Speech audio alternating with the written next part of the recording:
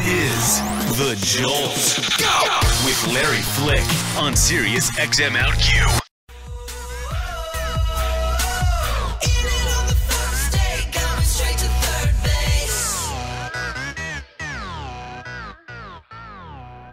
All right, so I waited until the mics were on before I told Adore Delano about my most recent Adore Delano sighting.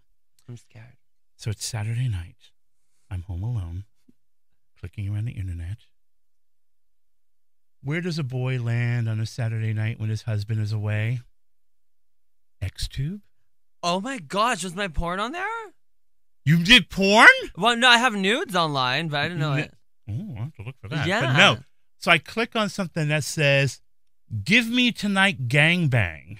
Oh, that's cool. And there was the only raging gangbang with your version of Give Me Tonight playing over and over and over. Wait, was it like an amateur? Yeah, it was I like love that. it was like some dude walked off pulled out of some guy's butt. Yes. Hard on flopping. I love hard-ons flopping. Walked off camera. All of a sudden you hear Give Me Tonight by Adore Delano starting to play. That's awesome. And then he gets back into the scene. He pushes someone out of the way, and he starts fucking the bottom in rhythm to you doing Give Me Tonight. And it played 4 times before all 5 of them came on the bottom. There was 5 of them? Yes, honey. So this was not professionally done. No, someone kept hitting repeat. This is so rich. Were they all hot? That's good. They were, you know what? They were hot for a lonely Saturday night when you're jerking off. Well, duh.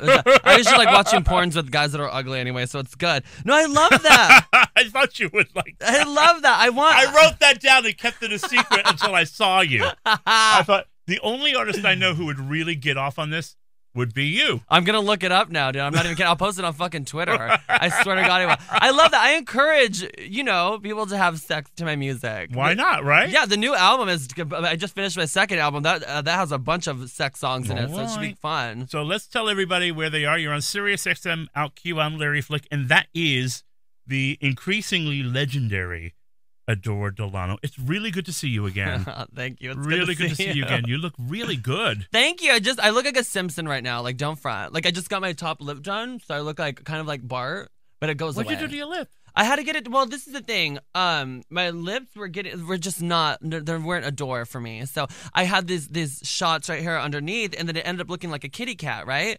I looked like. Are you Kyle Jennering yourself or something? Basically, yeah. It's what happens when you get money. You get really bored. But like, no, I'm looking at my face. I'm like, oh wait, and then you look at how much the procedure is online. You're like, that's not that much. No, but no, I mean, I'm pro plastic surgery. I mean, if you oh, sure. Yeah, of course. I mean, if you have insecurities and you had things you want to change about yourself, why not? But I wanted to get my top lip fuller. I ended up looking like the cat lady, so I had the middle shot just a little bit, so it brings it down a bit, but they don't go down for about like a month, so now I'm doing all these gigs, and people are like, why do you look like Lisa Simpson? I'm like, I ate a peanut, bitch. Get away from me. I'm allergic. You look fine. Thank you. You look fine. Thanks. So last time I saw you, you were on tour. You're still on tour. Have you been home in the last year? Yeah. I mean, before I think it was July or one of those months, I was only home maybe 4 times that whole year, but for 10 hours each. Yeah, because I was just repacking and stuff. But I mean, I asked for this month off, so I mean, I'm gonna have a couple months off, I think, just to chill. It's always around this time, August I have a tour, but it's always around like late August, September, October, around that area where it's my favorite seasons,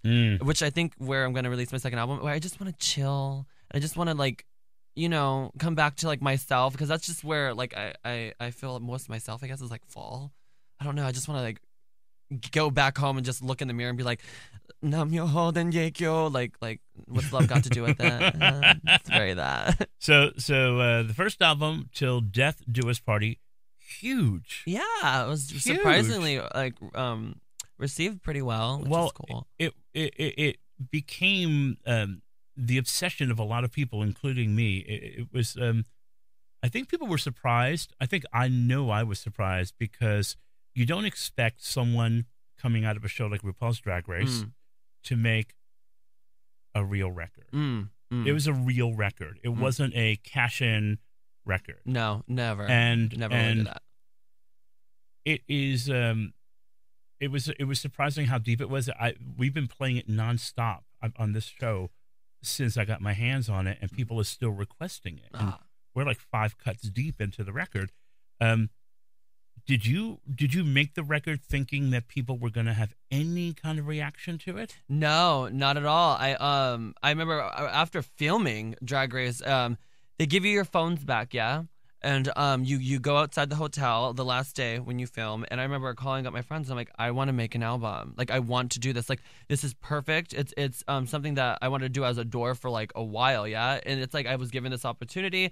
I didn't know if it was going to work because I'm like, okay, it's Drag Race. Not everybody has logo. I didn't know like how huge our season was going to be, and it's getting bigger and bigger. But yeah, I ended up doing a record, and I was just like, I just wrote about everything, how I feel about Adore leading up to before auditioning for Drag Race, and that whole year that was happening after all the gayness started. We're not famous, we're gayness, I like to say. But after all that started happening, that's how I felt at the time. So I'm very appreciative of that. That's really awesome. And so do you feel like it was, well, let me rephrase it. I felt like it was the perfect balance between playing the game, which is party, of course, all of that of stuff. Course. I look fucking cool. Of course. Amazing songs. Thank you. And letting us hear that A, you can sing, and that B, you could write, which is probably the second part, probably the more interesting part of it. Yeah. How hard was it for you to get that kind of power over your record, given all that goes into doing a TV show and the obligations that follow? Because people may or may not realize that when you sign on to do a show like Drag Race or Idol or any kind of show of that nature, they have a certain amount of participation in your life after the show is over. Absolutely. And so how hard was it for you to get that kind of control? Because your record sounds very different than the records of the other queens who have done Drag Race. Right. I think the difference between that, I wanted to address that the other day in an interview, but I was so stoned I couldn't remember. But I wanted to just say, like, I think what it is like I went into the competition being a musician already before I started even doing drag. I was 13 years old performing in competitions in what people would look as in drag, because I used to dress up like when I was younger, very Pete Burns kind of inspired. But I looked at myself as a musician that just so happened to be a drag queen, and I seen this opportunity, and I was like, you know what, like, this could be cool. Maybe I'll get kicked off like 4th or something. Like, I didn't see it as anything like that. But I think the difference between, to bring me back to my point, my ADD self, I'm a musician that just so happens to be a drag queen. These girls were doing drag, and I mean, Miss Fame's album, just to plug that in, is really good. Like, I'm really proud of her. Like, I actually listened to it and was like, bitch, I'm rocking out. But like, these bitches are stepping, what I like to say, like T.S. Madison says, these bitches are stepping their pussies up. Like, we're all kind of competing against each other now in this like Drag Race music world. But the difference between the sounds of that before all these records were coming out was that I was a musician, I think, first. And I knew what I wanted to talk about, and I knew what needed to be, you know, like, said as a drag queen and stuff. Like there's songs like My Address is Hollywood that I wanted to write since I was like 12, 13, you know? Which makes, I think, the new record that I just finished completely different. It's what happened after all of the fame, what people think, and what I felt, and heartbreak and stuff. It's more...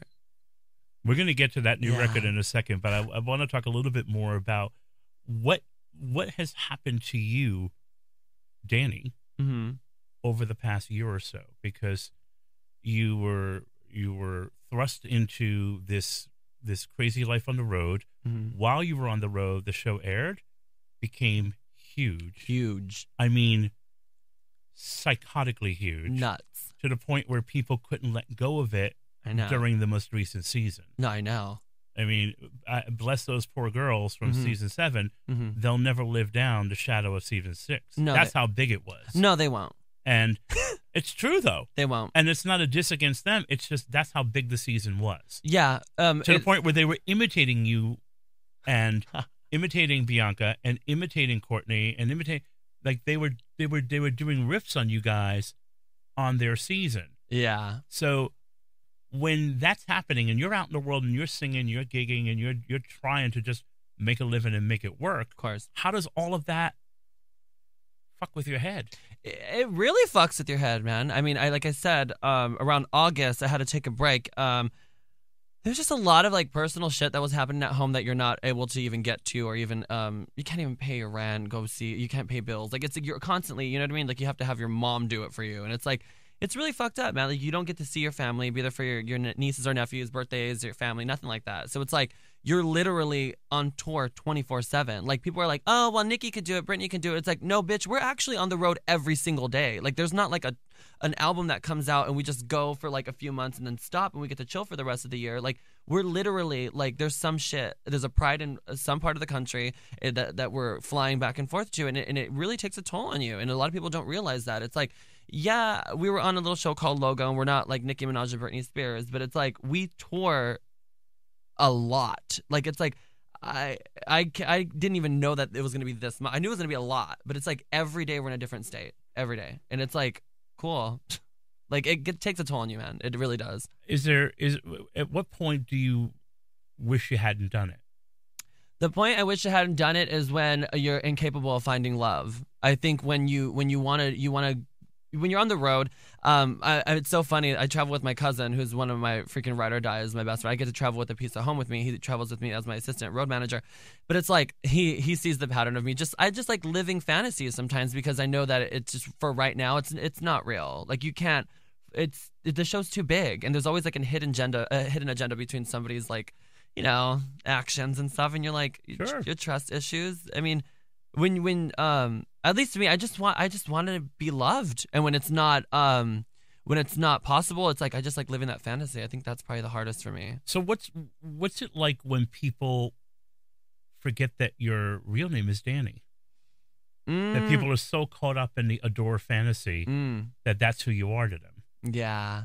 What was the question, babe? Sorry. How do you handle that when people when to some people you're not a person named Danny?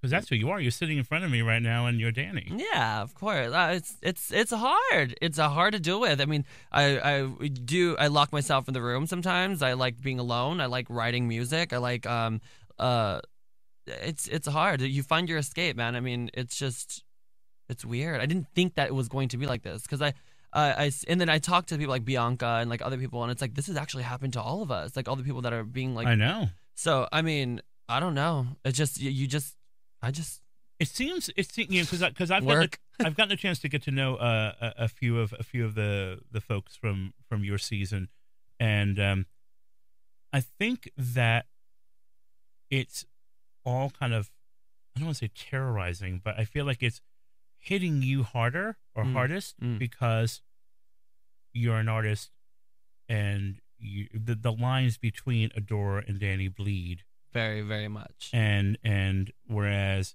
all Bianca or Roy has to do is take the wig off, wash the face, and there's a little bit of separation. Yeah. And so how does all of this affect the songs you're going to play on your second album? Is the record a little bitter? The second record?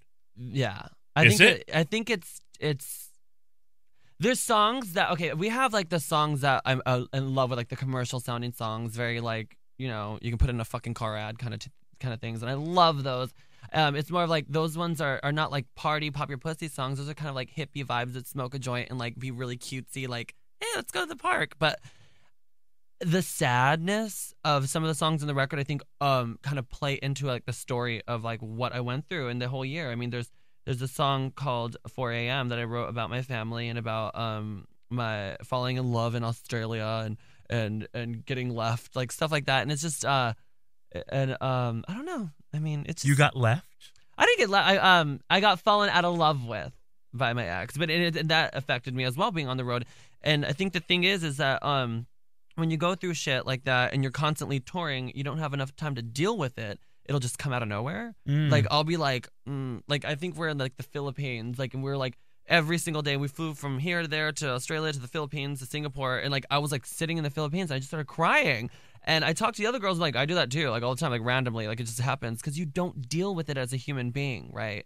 So it's like, okay, my dad passed away in August last year, wasn't allowed to deal with that, just straight on work, blah blah blah. My ex-boyfriend, all this stuff, not being able to find love, missing all my family. And it's sad to sound like a buzzkill, but it's like you can't deal with that, and sometimes it just does come out of nowhere. And I guess I just wanted a sad album. I would listen to Lana Del Rey and be like, that lucky bitch, she gets to be sad. She does, and you know what? I've met her. She's so good. She's so good, and she loves to be sad. She really, it's like a Calgon bath for her. Yeah. That bitch is just always bathing in her sadness. I live. So do I, girl. Give me a blunt, and I'll just sit there and be like, yes, bitch. Let's be euphoric. Like, I'm very that. Like, I love it. And I don't know what euphoric means, but it sounds like the right word. Fuck it. That is Adore Delano. Danny Noriega joining us here on SiriusXM LQ. I'm Larry Flick. Are you worried that people won't accept the sadder songs? I don't care. I don't. I think the not giving a fuck and having the surprising cool response from the audience of the first record was neat. That I wanted to write a record that was like me. And when I first heard it fully, I was just like crying because I was like, this is like, I actually feel like this is my baby. Like, it's like the first record was what Adore was after everybody's seen her on Drag Race. Like, it's like, party, fuck yeah, like, I look fucking cool. Like, and I love those songs, like you said, but it's like, this is more like, okay, if you really want to know, like, like, if you really want to know what I'm about, motherfucker, like, then that's what it is. I mean, this is the reality of what happens, and this is the reality of how I feel this year. So there's something interesting that someone who's paying close attention can observe about you. And I've been paying very close attention because I'm a fan. Thank you. Fan. Well, thank you. And that is, in all of this confusion and chaos, and this is a strange thing. I just realized how strange it was. It was about to come out of my mouth to you. You found your balls. I did. You found your confidence. Of course. And so I've seen clips of your gigs. I even think about what you looked and sounded like on the finale of this season's Drag Race. Very different than your season. It was very punk rock, very go fuck yourself, very, very artist. Thank you. Are you moving away from the idea of being a drag queen? The idea of being a drag queen? No, I think Pete Burns in some way does drag, and I think Sylvester. I think all those people that inspired me growing up. I mean, that's drag to me. Like that's what I. It think. is drag, yeah. Of course it is. Yeah, I mean, drag queen, maybe. Drag musician, never. Like because the idea that a lot of people have of drag queen is Bianca. Of course, right? Of course, with the hair and the white lines and the perfect walk and all I kept thinking was she doesn't tuck. Her hair is a mess halfway through the show. During the season finale, your fucking glasses got caught in your wig, and you kept singing. You were not wearing a glamour gown. You look like fucking Alanis Morissette in the You Ought to Know video. Thank you so much. It's a huge compliment, actually. You really did. Thank you. With the hair, you were lurching like she does in that video, and I thought this bitch is about to toss all this in some way. It was very. And this is maybe way ahead of your time because you're such a young person. I'm not that young. It was very Jane County. Oh shit, I'm young. Google it, bitch. Shit. Google it. It's very kind of like like divine but ugly divine. Love it. Do you know what I mean? So and to me, it was saying this: I may be leaving this world, not in terms of wigs and makeup, but I'm not necessarily going to wear the heels. It's not me. I'm not going to tuck if I don't feel like tucking. It's not me. My thing is what I wore at that reunion gave me the exact response that I wanted. And people are really simple-minded to not get that. Like, they're like, oh, poor thing. I'm just actually embarrassed for her. I'm like, do you really? I wish they could see me right now. I just took my glasses off. It was really very sick. dramatic. Do you really think that I cannot afford to look like Ben de la Creme or I can't afford to look like Bianca? Do you think I don't have the skill or the money to do that? Because I can. My thing is when I'm being told to do something that when I'm being told to do something that I don't want to do and saying that what I'm doing is wrong, I'll exaggerate that. And that's just a natural characteristic of mine. Like, my mom told me not to smoke cigarettes, I smoked a pack. Like, it's like, when you tell me not to do something, I'm going to do it, make it work, and then piss in your face. Like, that's just how where I'm at right now. And it's like, what I wore on the reunion was more like I I wore my combat boots with a fucking long dress that barely hit the floor, and didn't brush my hair, didn't feel like it. This is my aesthetic. And if I can accept you for who you are and get what you do for who you are, then it shouldn't be that hard for you to get that. Because, I mean, I still beat my mug. I still have a pretty face of makeup. It's just my aesthetic is a little more grungier than that. It's like my idols growing up were fucking women with attitudes. They weren't women in ball gowns. That's not what I looked up to. Alanis Morissette, Courtney Love, Miss Piggy.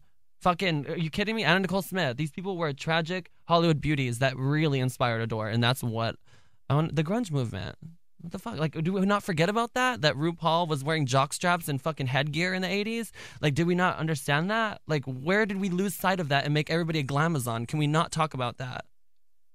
I don't know how it happened either. It's sad. It's like not everybody can be that.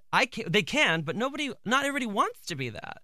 I mean, even Milk, all respect to her, love her, but she looks like a beautiful woman in most of her pictures. Now I'm like, bitch, you look like a woman. But she still does her creative shit. But she's kind of conforming a little bit. Bit. I've seen what she's doing. A little bit. And I think she had she looks gorgeous, though. She does look hot. Gorgeous. But she's had a little bit of the fear put in her. She did. She's being a pretty girl. Look, I think I'm gorgeous when I'm in drag, and it's like you are. It's what your ideal. See, I like to me it's like you know, to me, like, you're the Patti Smith of drag. It's like hardcore. Fuck you. Yeah, I mean, I dig it, and and the thing is, having heard what you're capable of on this record, having spent a little bit of time with you, and it's being solidified right now, and is you're better off doing what you're doing, because you'll disappear otherwise. Right. It's blend in, and it's not even about being like, oh, let's be you know, really rebellious and go get, but it's just like, come on now, man. When is enough enough? Like, when I was traveling with Adore, like in the beginning when I thought I was going to win before they crowned Bianca, yes, I was conforming. I was trying. I thought this is what you were supposed to do. And then as the time was going on, especially when she got crowned, even before she got crowned, when I thought I was still going to win, I was going to get crowned in fucking jean shorts and a Misfit tee. Like, that's when I was traveling, and that's what spoke to me as my character as Adore. That's what I felt more comfortable wearing. That's what I wanted to give off. No one was doing it, but no one was doing it at the time. And I thought, fuck that. Why not? Why can't I perform barefoot? Who told me that you can't do that? Now everybody be doing it, bitch. I'm like, okay, so now people could do that now? People could wear Daisy Dukes and no shirt? Oh, cool. Awesome. Punk rock. Like, girl, don't try it. So, how, are you hearing from the queens who want to bust the system and are finding some strength in that? What do you mean? Like, I mean, because I know that there are queens out there who don't want. I know there are queens like you out there. Of course, yeah. Yeah. I see them on YouTube all the time. So, are you hearing from them? Yes, of course. Like, they'll write me and be like, "Damn, bitch!" Like, I mean, it's true. What is neat is that they would write things that I would probably write to Sharon before I tried out for Drag Race, and that's really awesome. Like, you know, you made it cool for me to just do what I want to do, and you know, even though like I'm into like fucking the Riot Girl movement and stuff, like I could still do drag. Like the little kids that like talk like that, like I'm like, that's awesome, because Sharon did that for me before I auditioned for Drag Race. Like, she made it cool to be weird and dark and fun, and I think that's what we should be doing as drag queens, is inspiring people and breaking the rules, I guess. So is there a point where you retire Adore and perform and record as Danny? Probably never. Probably never. Maybe when I'm like, I don't know. It's not an interest of mine right now. Do you sing different? Yes. When you're Adore? Yeah, I do, I think. How different? What's the difference? I just catch myself. Like, my mom will tell me to sing a song for her, like that she loves or whatever, like, and I'll just like sing it, and it's a little different, and I don't even realize it. But when I sing Adore, it's definitely a little more feminine, I think. Yeah. Yeah, I find that, and I didn't know I did it on purpose until I started looking at my YouTube videos and stuff. I'm like, oh, there's like certain little things that I do that's a little more, oh, got a dick. It's like, it's cool, man. So do you think maybe you'll just kind of like dart back and forth? Because I've seen you sing as Danny now, and yeah, I mean, this is I don't know. You mean right now? Yeah. Well, that's this is work. That's Adore. Like I feel like that's a song that Adore put out. So it's like that's definitely like that's the throat of Adore, I guess. Like I don't have any songs as Danny that I would want, and not right now. It's like I can use Adore to do that. Like I'm the creator of that. And that's my. I don't know. That's very cool. So Yeah. so he's referring to is a session that we're going to share with you in just a few minutes. 3 acoustic songs, as we promised, as we agreed last time you were here, and did it in our legendary Fishbowl studio. Some of the biggest stars on the planet have sung in that room on that mic, and now you've sung in there as well. That's scary. That's really cool. That's so neat. It's really cool. I'm glad that I got to tell you that after you sang. I know, dude. Because it might have fucked with you a little bit. Yeah, I probably would have peed on the seat. But it's a big special room, and I can't wait for people to hear because you sounded fucking awesome. Well, thank you. I quit smoking. How's that going? It's going good. I haven't smoked in over a month now. Wow. Yeah. What are you doing instead? Are you eating? Or are you walking around with one of those little vapor things? No, I just stopped cold turkey. Really? I did that very kind of spiritual thing where you look in the mirror and you're like, you've worked too fucking hard for this. I was about to record my second album. And I was like, no, enough. Like you need to you have to have your full potential. When you go through something like that. So good. I did that, but now I smoke weed. But I mean, whatever. Weed makes me creative. Well, Adore, Danny, thank you for coming to hang out. Thank you for having me, Larry. I'm a huge fan. Thank you. And I can't wait for people we're going to play the session that we just did. 3 songs. They're all from Till Death Do Us Party. I know you're going to come back and talk about the new album. I would love to. I would love to play some shit from the new album next time. It's a deal. Yes, it's a deal, man. It's a deal. Stick around. Great music ahead on SiriusXM OutQ.